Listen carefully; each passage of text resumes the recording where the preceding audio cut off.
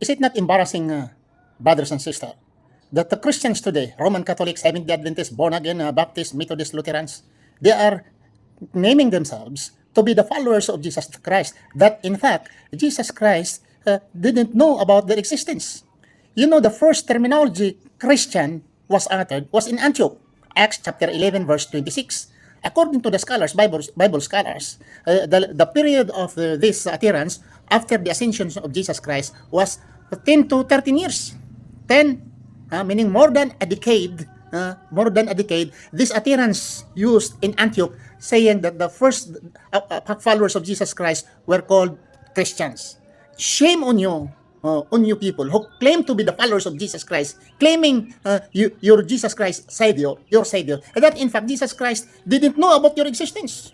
There was no Roman Catholic at the time of Jesus. There was no Baptist. There was no Seventh-day Adventist. There was no Baptist during the time of Jesus Christ. And then you are not ashamed to claim yourself to be followers of Jesus Christ? Huh? And in fact, your doctrine now, your church now, if you look at your church, literally, very far from the time of Jesus Christ. You have church hymnal, singing. What are the ceremonies inside the church? Did Jesus do that? Singing and singing. What some people are dancing, doing like this whatsoever.